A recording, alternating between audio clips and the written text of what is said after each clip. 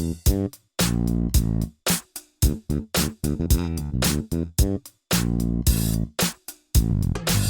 is Anthony Morganti. Welcome to my podcast, For the Joy of Photography.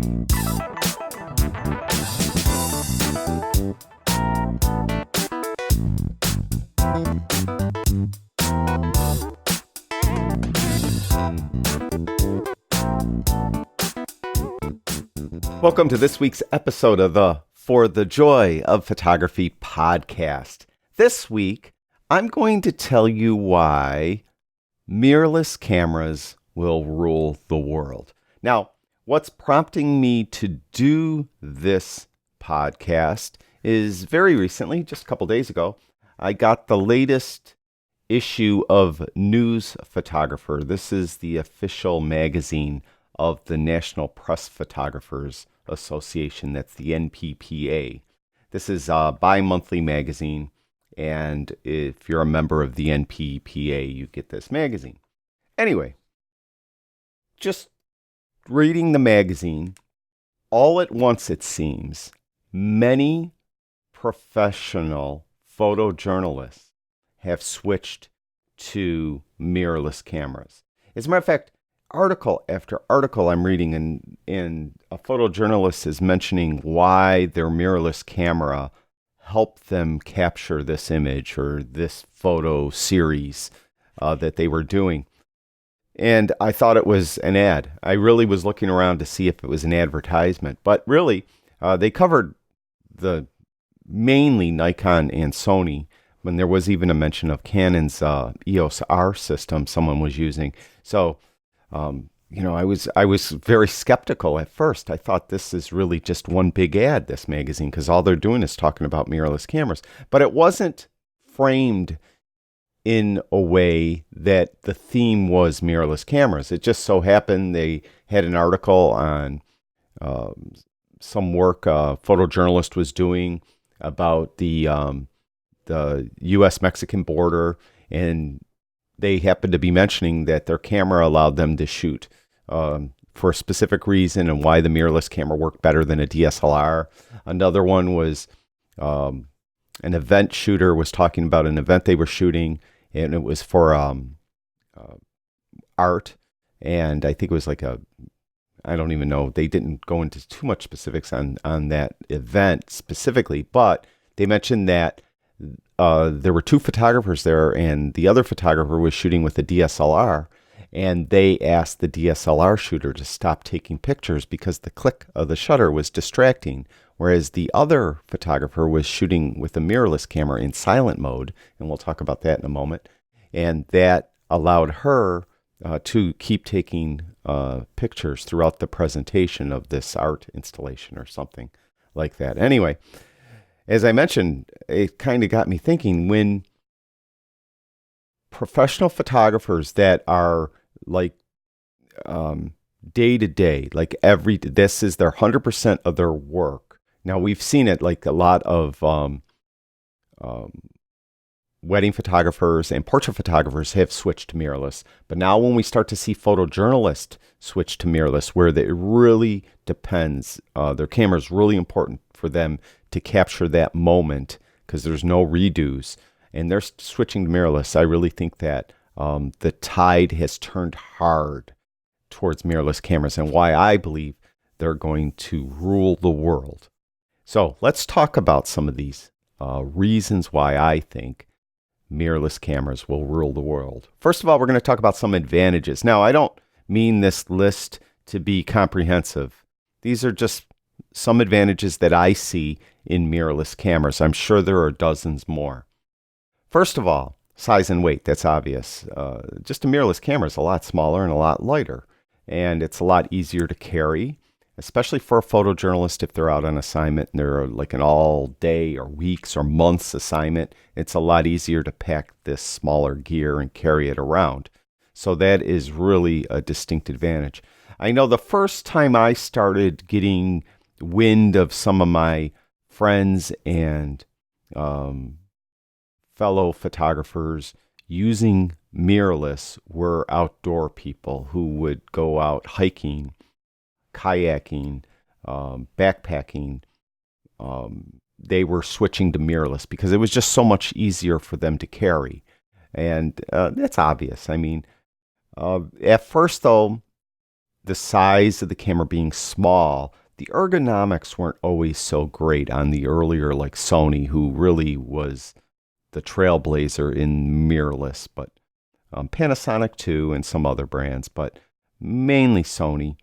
Then Fuji came along, but a lot of the ergonomics weren't as good. But now, ergonomically speaking, a lot of the cameras are awesome. And I know the latest line of Sony and Canon, a lot of people love the ergonomics. And I know I have an Nikon Z6, or if you prefer, Nikon Z6. And that camera's ergonomics are wonderful. So size and weight, and now ergonomics are an advantage. The other is the EVF versus OVF. That's the electronic viewfinder versus the optical viewfinder. What I think a lot of us have been so surprised that have been longtime DSLR users when we switched over to mirrorless cameras is just the clarity of the EVF and just seeing what you're going to get. Meaning, when you adjust your shutter speed from, let's say, 1/1000th of a second to 1/60th of a second, you'll see the EVF get brighter. If you take your aperture and you go from f of 1.8 to f of 22, you're going to see your EVF get darker. So you're actually seeing what you're going to get. Of course, with an optical viewfinder, the light comes into the lens and part of the light gets shifted up or reflected up through the viewfinder. So you're seeing the world in real time.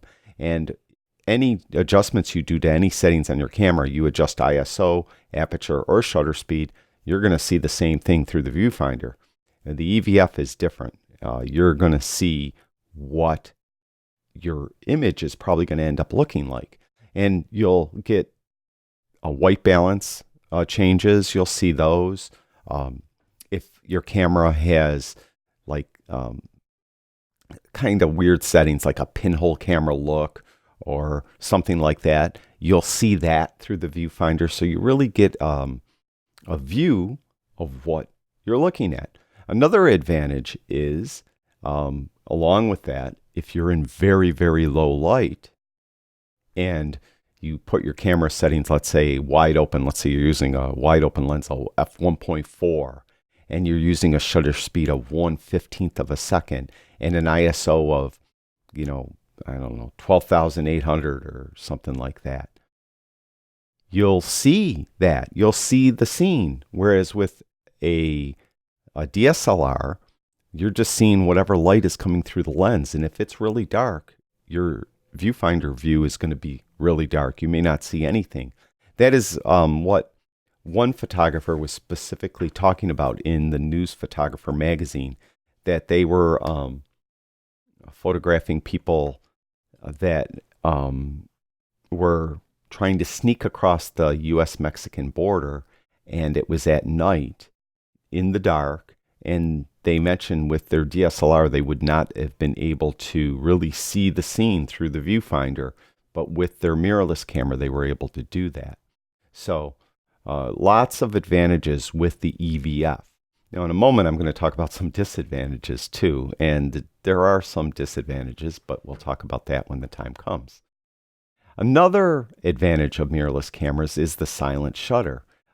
Not possible with the DSLR. The DSLR might have a silent mode, but it still makes quite a bit of noise because the shutter curtain has to move. Typical though with the DSLR, when you press the shutter, the mirror flips up out of the way, then the shutter curtain opens.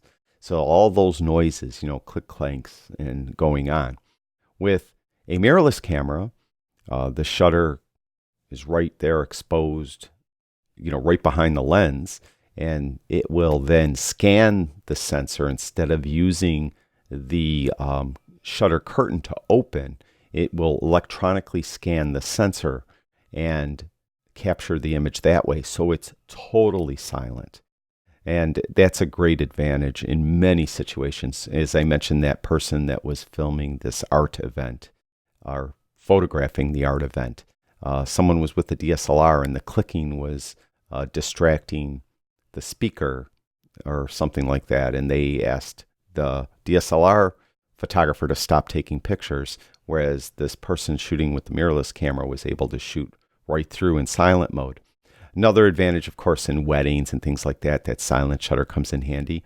Also, many times, videographers shooting a documentary often will work closely with a photographer who takes stills. If the videographer is taking video, the person that takes stills can't usually take any pictures while they're shooting video because, of course, the clicks would end up in the camera or in the documentary. So they have to coordinate their activities. I'll take pictures when you're not filming and you film. I won't take pictures. Well, with the silent shutter, they don't have to worry about that. So lots of advantages with the silent shutter. Now, there is a distinct disadvantage. If something is moving through the scene, quickly through the scene, because the sensor isn't exposing all the pixels immediately like it would when a shutter curtain moves, it's actually scanning each individual pixel. And I'm not sure the motion of the scan, but let's assume it's from left to right, top to bottom. It would, by the time it starts in the top left-hand corner and ends in the bottom right-hand corner. And if something is moving quickly through the scene, it started in the top left-hand corner, but it moved by the time it scans to that end part in the bottom right-hand corner. So something moving through the scene gets distorted and bent. So that's a disadvantage of a silent shutter and something that you need to be aware of. So it's not practical for like sports and action photography, wildlife photography, most wildlife photography, at least where an animal's moving. It might not be the thing to do because that object would get distorted. Another advantage of mirrorless cameras is eye detect autofocus. Not really possible with the DSLR because the DSLR has the mirror in the way. So the mirror's there and it has a separate sensor for focus. It doesn't use the actual image sensor to focus as when you're in a typical photo taking mode, all right, not live view, just through the optical viewfinder mode. It is going to be using the focus sensor to focus. Now, theoretically, they could, use that and detect an eye and focus on the eye. But the problem is when you push the shutter button down, that mirror moves out of the way. And then that sensor, that focus sensor, loses the eye. And if your subject is moving, it won't be able to track them and your picture would become blurry. And that isn't an issue with mirrorless cameras. So you'd be able to use eye detect AF. Sony, it works wonderfully. Fuji came out with it a few years ago. And it works pretty good too. I think Sony's is better. Now, it's not in Nikon and Canon, but Nikon had said that with their Z series cameras, that there will be a firmware update where iDetect AF will be installed or basically added with that firmware update. I don't know if it's going to work that great because Sony's been developing iDetect IF for several years now, and they've got it working really well. And I don't expect Nikon to come in and be as good as Sony right off the bat. I would think that they're going to have to refine their algorithms and their hardware with subsequent cameras until they're up there with Sony. But, I'm speculating. Who knows? Maybe they'll be great.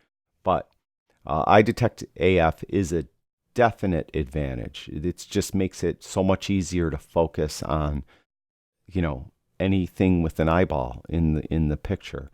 It's a no-brainer that it's so easy and works well. And that's a really great advantage to mirrorless cameras.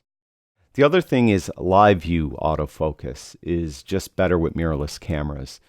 With most DSLRs, not all, but most, when you're in live view mode, the camera just uses contrast detect autofocus points, which aren't as good as phase detect autofocus point, not as accurate, not as fast.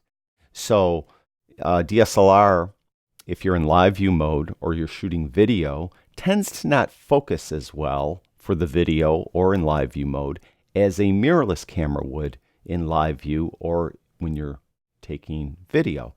So distinct advantage goes to mirrorless cameras when taking video, when shooting video, and just taking pictures in live view mode. They use those phase detect focus points, and it's just not done in DSLRs. Another advantage is just face detection. Just being able to detect the face, whether it's for video or even for stills, is an advantage too. It just saves a lot of time. It works very well. You could use a continual focus mode, so you're always focused on the person's face. Another advantage is with white balance. A lot of times white balance just kind of averages the scene to come up with an auto white balance. Auto white balance works better when face detection is turned on because it's actually looking at the tone of the skin to come up with a white balance that is more accurate for the scene. So face detection does have an advantage. Another thing is in-body image stabilization, often called IBIS. DSLRs, most every DSLR, not all, but most everyone, all of the popular ones at least, they have image stabilization built into the lens, not into the body of the camera. This adds some bulk and cost to the lens. So every lens you buy, if you want to get a lens that has image stabilization built in, it's going to cost more than if the lens didn't have image stabilization built in it. The advantage of having it into the in-body image stabilization is, of course, your lens doesn't have to have it. So the lenses tend to be at least a little cheaper. And even lenses that just don't have in-body image stabilization all of a sudden become stabilized when used on a camera body with in-body image stabilization. For example, I have that Nikon Z6, and one of my favorite lenses is an F-mount lens. It's a Nikon 24-70 f at 2.8. I use it probably the most out of any lens. That lens does not have image stabilization, or what Nikon calls vibration reduction. It doesn't have it. But when I use the FTZ adapter on my Nikon Z6 and put that 24-70 on there, suddenly it has image stabilization. So you could stabilize lenses that don't have image stabilization, or in Nikon's case, vibration reduction. So in-body image stabilization is a great thing. I love it. It works great. I really am kind of flabbergasted that more DSLRs don't utilize in-body image stabilization. I'm sure there's probably technical reasons I'm not aware of.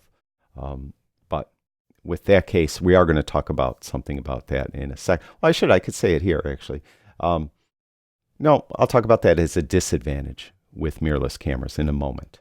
And the other thing is zebra stripes in a live histogram. With a DSLR, you could get a histogram, but it's after you take the picture. So you take the picture, then you could look at the image in playback mode on your camera, and you could see a histogram. And zebra stripes aren't, as far as I know, I don't know of any DSLR that has those when you're taking video. It just basically will show you what's blown out in the image. In blinkies, is with a still image. You'd see those after the image is taken, usually. With a mirrorless camera, you could see the histogram in current time, live time. So you're seeing the scene before you, the dynamic range of the scene through the live histogram. And of course, zebra stripes help with video, and you'll see that as well. So that is a definite advantage of mirrorless cameras over DSLR.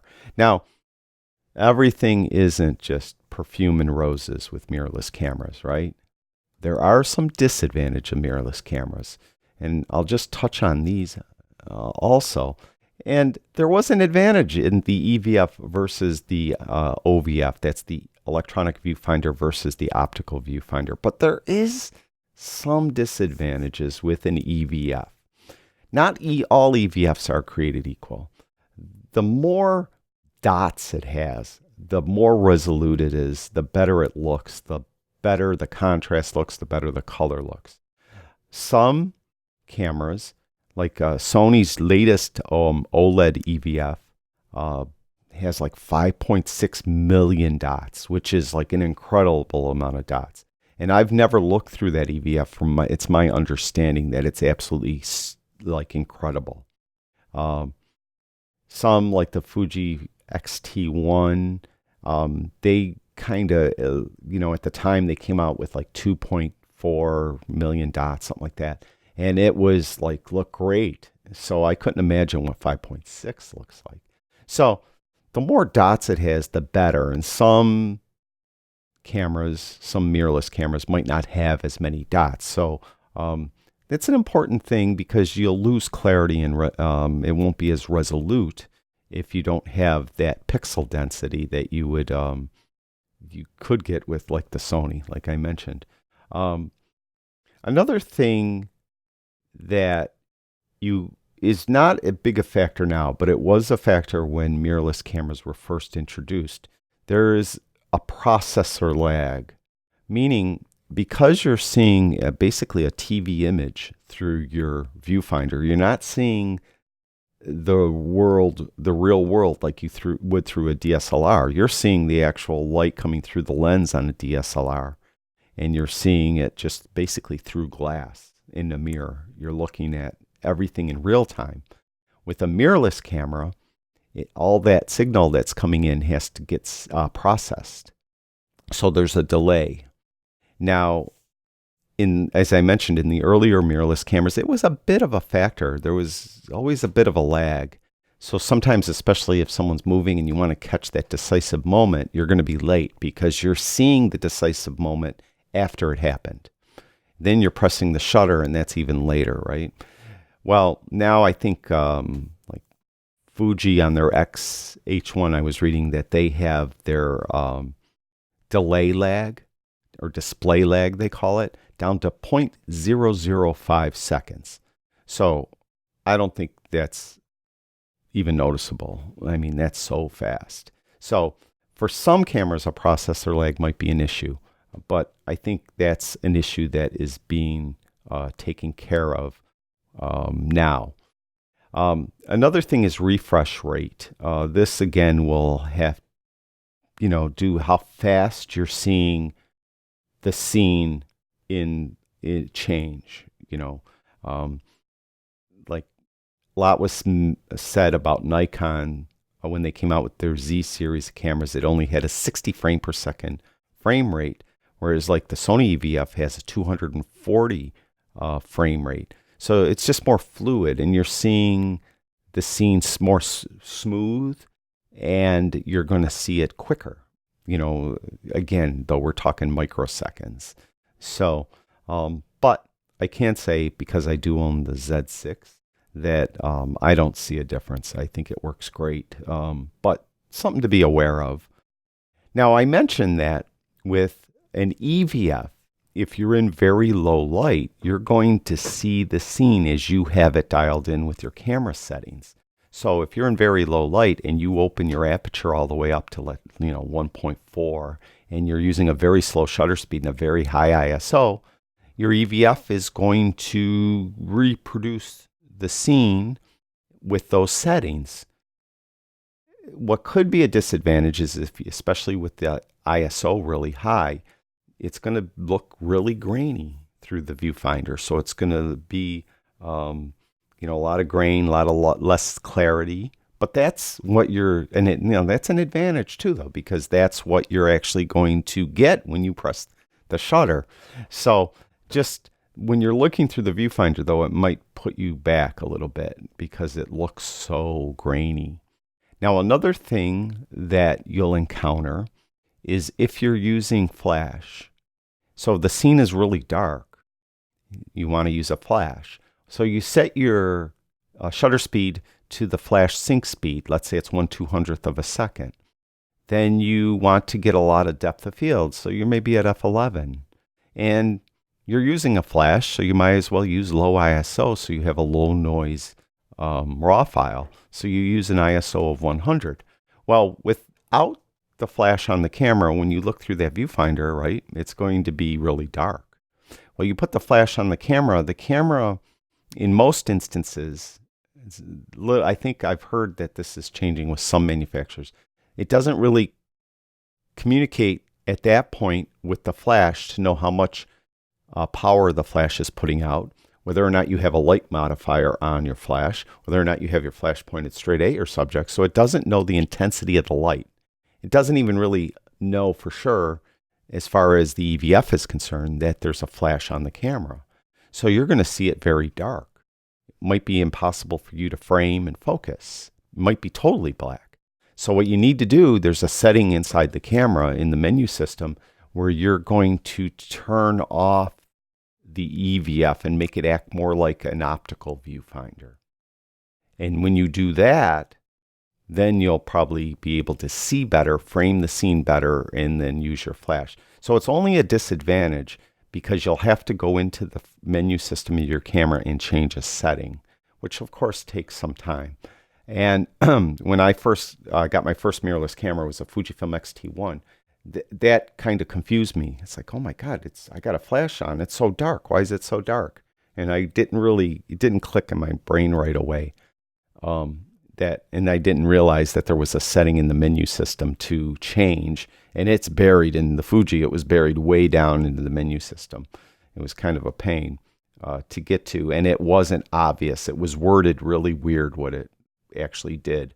So, Google search taught me what to do, but it wasn't obvious. So that could be a problem. So there are some disadvantages to the EVF, but they're improving the technology constantly. Innovation is really going into the EVF.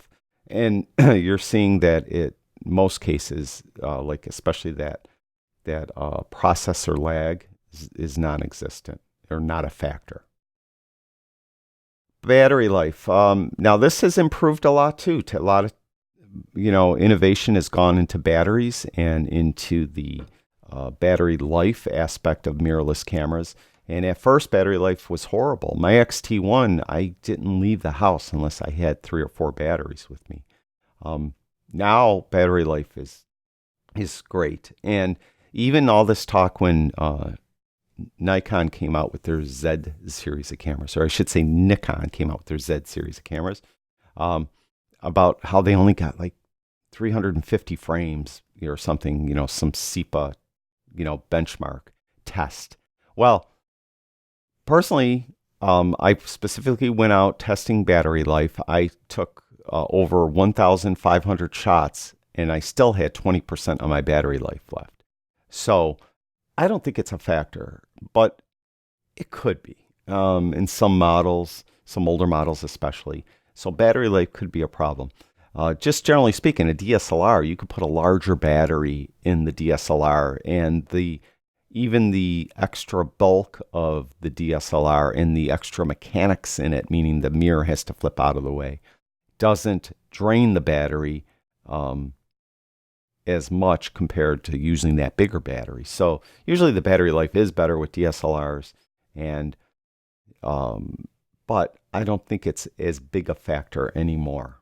And especially with the new Sony cameras, they're incredible. The A7R3, the A7 III, incredible battery life on those. And as I mentioned, with the Nikon Z series, the Z6 at least, I got over 1,500. I think it's 1,527 shots. And I looked at the battery, and I still had 20% power left in my battery. So I don't think battery life is that big of a factor going forward. Now, there's limitations of the in-body image stabilization. I mentioned how great it is. Well, there is a limitation. It's generally not as effective with really long lenses. It's just that the way it works is it actually moves the sensor. So when you're, got your like coffee twitch as you're framing an image and you're moving slightly, the image sensor itself is floating inside the camera body, for lack of a better way to put it. So it's moving around to keep the light coming through the lens hitting the image sensor in the exact spot. So it's always, steady. The longer your lens, though, the more that sensor will have to move, because the lens itself is, the angle of view is so narrow. So every little tiny movement you do is really a major movement of light hitting that sensor. So the sensor has to move more. So it's not quite as fast and responsive and effective on longer lenses. So there is a limitation there. Again, a lot of money is being invested in IBIS, and you're seeing that not be as much of a factor anymore either. Focus on moving subjects. This has been a problem with the earliest mirrorless cameras from even now. It's still not as good as DSLRs. It's way better, though. It's way better. Especially the Sony is at the forefront of the technology here, and they're doing really well, and they could focus really well on moving subjects. But they're still, there's benchmarks been done, still not as good as the best DSLRs. You get a Nikon D500, D850, and you have a subject moving through a scene, and it will track the subject still better than most mirrorless cameras, if not all mirrorless cameras. It still does better. It's just because the DSLR has a separate sensor it uses for focus, whereas in a mirrorless camera, it uses the image sensor for everything. It's using the image sensor for focus and for capturing the image. So it's kind of a jack of all trades. Now, again, it's improved greatly, and I would say that probably within a few years, it's going to be right up there with the best DSLR. But right now, it's still not quite up to snuff. So of the things we listed so far, EVF versus OVF, EVFs are getting better and better, and I don't think there's an issue. And there's a lot more advantages to the EVF over the OVF, that the slight disadvantage about refresh rate and processor lag isn't even a factor anymore. Battery life, I don't think is a factor anymore. The limitations of IBIS are still there with the longer lenses, but I don't think that's going to be a factor for much longer. The focusing on moving subjects is the thing that's probably going to still take a little while to get right, so that it's as good, if not better, than a DSLR. And sensor exposure. Now this one isn't much a factor with some models anymore. And when I say sensor exposure, well, with most mirrorless cameras, when you take the lens off, the sensor's right there. It's open. It's open to the environment. So dust could fall on it. If it's adverse weather outside, rain could fall on it, snow could fall on it. So it's right there. Of course, with the DSLR, the curtain is down. The shutter curtain's down, so that you don't, and the mirror's there, so you don't have that issue. Now, this is not a factor with the latest Sony models and the Canon EOS R model. They actually, when you take the lens off, the shutter is closed. So you have the shutter covering up the sensor. So any rain or snow or something, dust, wind, sandstorm, it's not going to hit the sensor. It will hit the shutter. And theoretically, of course, the shutter moves. So eventually that dust may migrate its way down onto the sensor. But it still is better than having a exposed sensor. So again, this is something that's getting corrected. Now, I mentioned Sony and Canon. Nikon, no. The Nikon Z series, the sensor's right there. And I've had my Nikon D850 since it came out. So whenever those were released, and the Nikon D500, whenever that came out, I have not cleaned the sensor yet on either of those. I don't have as far as I know, I don't have any spots on either of those sensors. I've had to dust off the sensor on the Z6, which I've had less than 2 weeks. I've had to dust it off several times because dust is getting on it. Now, you got to remember the sensor is electronically charged. It has electricity flowing through it. So it attracts dust. So even with the shutter curtain there, dust is going to end up getting on the sensor. But it's not as readily. That's my point. So sensor exposure, it's just a pain in the neck to have to always be cleaning it, especially if you're shooting video and you didn't notice it. Your video could be ruined with just dust on the sensor. So it's something very, very annoying, if not critical to some issues or to some situations. And that's really it. That's where I, talk about this is what my opinion is. The advantages and disadvantages of mirrorless. And I think the advantages far outweigh the disadvantages. And I really, truly believe that mirrorless is going to take over the world. Now, should you switch? Well, if you have a ton of money invested in a system, it might be difficult for you to switch. But you should only switch if it's practical. If you're a backpacker, a kayaker, and you're just finding that it's very difficult to take all that gear with you, then maybe you should consider selling your equipment and buying a mirrorless system. If you're just starting out, though, and you just have like a starter camera, like one of the very economically priced EOS cameras, or you have like a Nikon, 3100 or something, one of the entry-level DSLRs, and you don't have a lot of lenses, definitely on your upgrade camera, go to mirrorless. Do it now and invest in that system.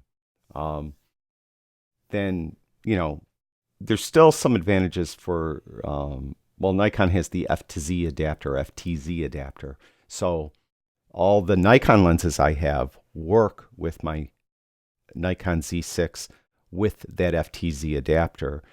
What doesn't work, though, I have one Tokina lens that doesn't work with the FTZ adapter, and I have one Sigma lens, and that doesn't work. So not all your lenses will work with Nikon, but all the Nikon ones I have, and I have like 12 Nikon lenses, and they all work with the FTZ adapter on my Z6. There's an adapter for Canon. I'm not sure what Canon lenses work with it and what don't, but if you're into Canon, definitely research that. And again, Sony, they have their E-mount lenses, and they're, a lot of aftermarket or third-party manufacturers are creating lenses for Sony now. So there's tons of lenses to choose from if you go with the Sony system. So it might not be as expensive for me to switch in the long run because a lot of my existing Nikkor lenses will work with either the Z6, Z7, or whatever else they release down the line.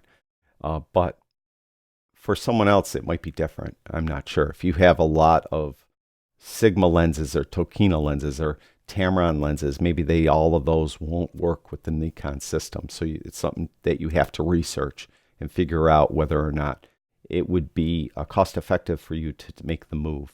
Now, for me, I'm going to gradually move through into the Z system in Nikon, mainly because all my Nikon lenses do work, which is good.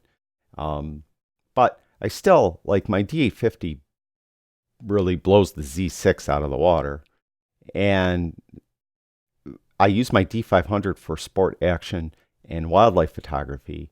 And the focus, the slowness of focus in AF-C mode on a moving subject with the Nikon Z6 is a limiting factor to me compared to the Nikon D500. So I still will use that. But where I like the Z6 is in some photojournalistic things I'll be doing, travel photography. It's just a lot easier to carry that than to carry a lot, travel with big, heavy cameras.